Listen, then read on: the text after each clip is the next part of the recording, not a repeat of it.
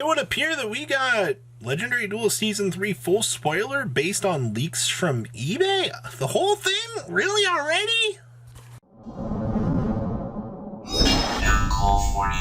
I'll make 30% of you guys have not smashed the ever-living crap out of that subscribe button. Smash it so we can climb up the 100k ladder here. Duel Daddy, the master of putting together these spoilers, and I didn't even know some of this stuff was in here, evidently. I don't know where some of the pictures and original sourcing came from outside of eBay.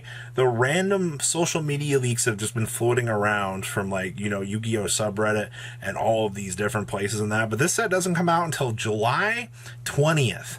All right, and for some reason, out of, I think it was the UK that we saw these leaks, you know, generating out here.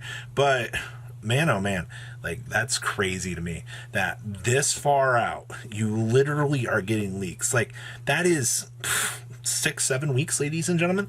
So when you can get that far back in terms of your social media presences, I don't know how product... So, like, warehouse? I don't know, man.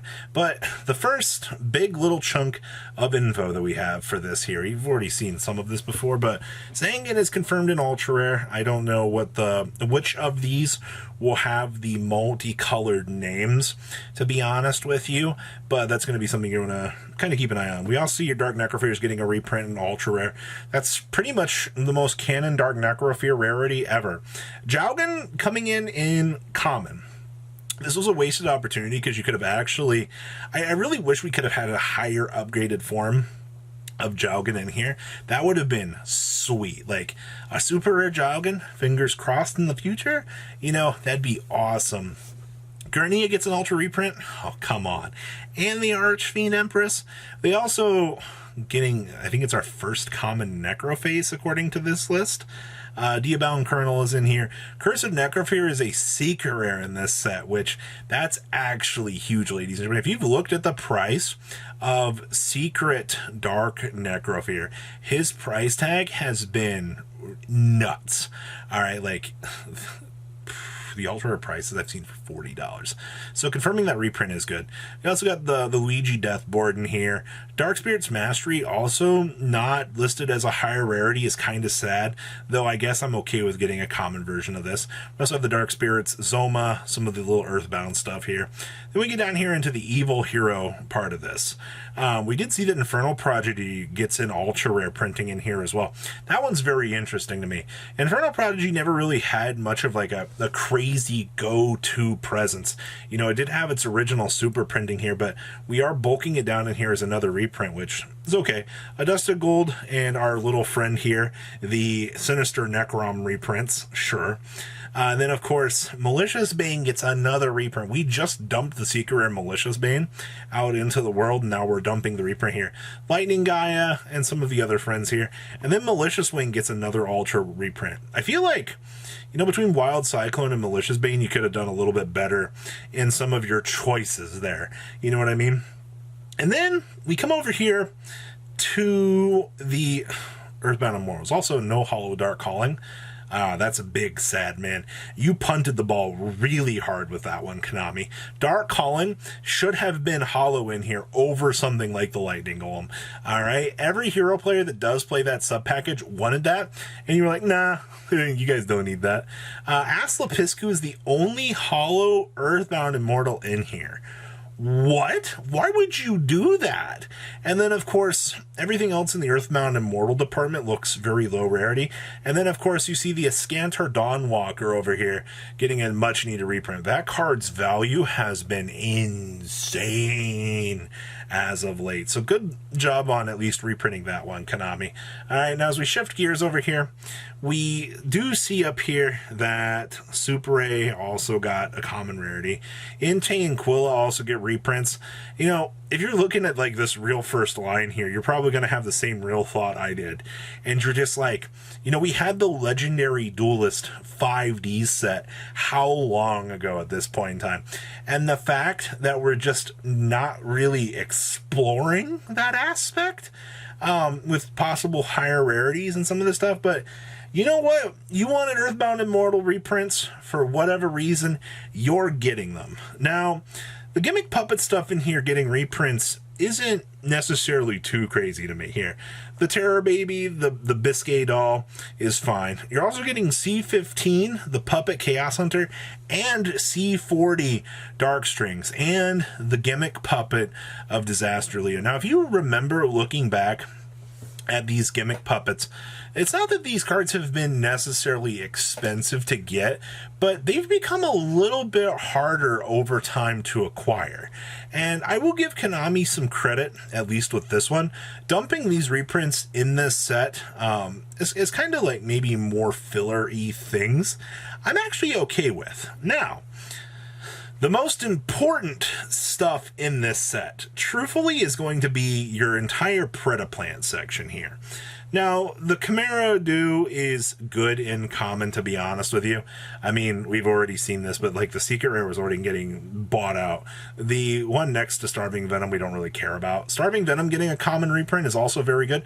When the rares for Starving Venom are reaching the values that they were reaching, you have to ask yourself at this point in time, we really need to reprint this, and they did a very good job on that. Predaplant Chimeraphlasia getting an ultra reprinting I'm also fine with.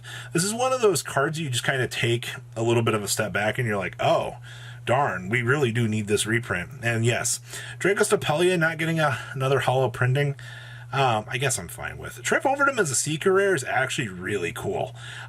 Seeing that thing go from a super upgrade to its more modern version, I actually like that. And then, of course, in the Predaplant section here, Predapractice getting another ultra printing, of course. Why wouldn't it? You know, it is the go-to awesome card in the set here.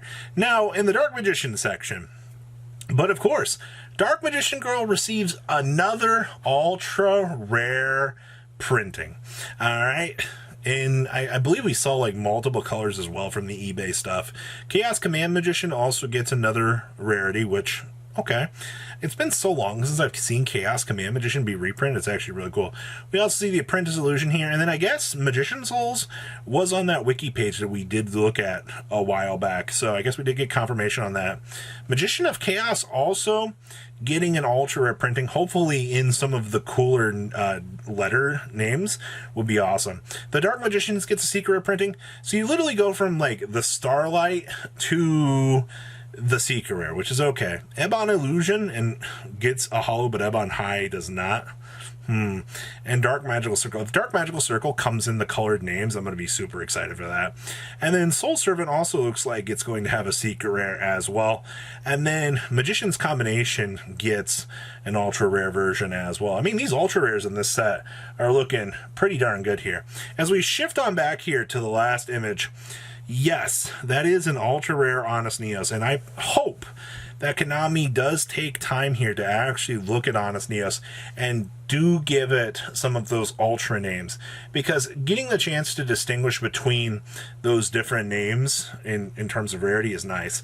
Now, we kind of don't get nice things here because Liquid Soldier and Sunrise both get secret rares, which means you take away any sort of real possibility for these guys to receive those different names. But that means that Liquid Soldier will have a more affordable version on the market for you, ladies and gentlemen. Do not underestimate how stupid value Liquid Soldier was pre-notice of this reprint, because it was not good at all. As we head on down here, Quick Draw McGraw gets an ultra rare printing, and Junk Converter gets reprint. Junk Converter was heading into the $10 price point for no real reason. Just being a card that you could use to get to a tuner, which is effectively already a -1 to do its job. Holy crap, I was actually surprised by that. I see that Satellite Warrior gets a nice upgrade here. Tuning as well. And then, what is it? Celestial Magician. Performer About Pop-Romper did not get a reprint hollow. Gosh darn it. And then, it looks like the big imports here is the Mystical Burst Stream Mystical Elf, the Kaiser Glider Golden Burst, the Guiltia, the D Knight Soul Spear, and then we're getting Harpy's Pet Fearsome Fire Blast Dragon, of which none of those are too crazy. I believe the Fearsome Fire Blast Harpy Dragon was your most interesting one out of all of those. But that is supposedly what Duel Daddy has on the report here for Legendary Duelist Season 3. What do you guys think? Please leave a comment down below. Tell me what you guys think. Make sure you guys smash the crap out of that subscribe button so you guys don't miss out on more awesome content. I'll see your beautiful faces back here later in the day, guys. Peace out. Patrons, thank you.